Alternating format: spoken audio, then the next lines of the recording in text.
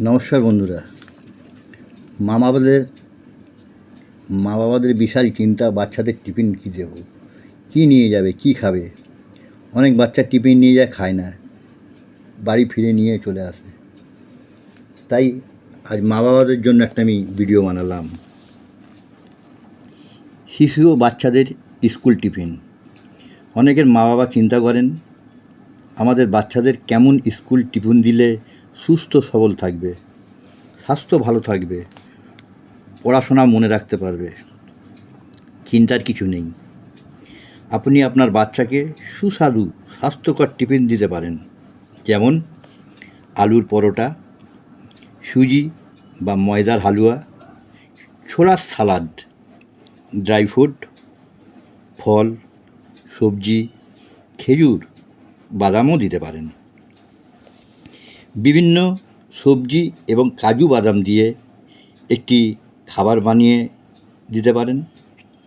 Dry ফ্রুটের মধ্যে দিতে পারেন কাজু বাদাম, কিশমিশ, আখরোট, খেজুর ইত্যাদি ড্রাই ফ্রুট দিতে পারেন।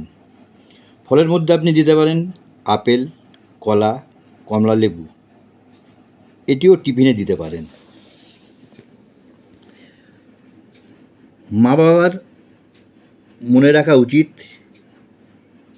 টিফিনে ভাজাভুজি, তেলযুক্ত খাবার বা কোনো রকম বাসি খাবার দেবেন না। পানীয় জল যে কোনো ব্র্যান্ডেড কোম্পানির দিবেন।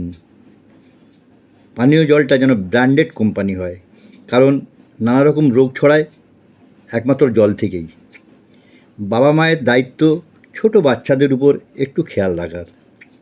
আশা করি বাচ্চাদের এইভাবে টিফিন খেলে রোগ প্রতিরোধ ক্ষমতা বাড়বে,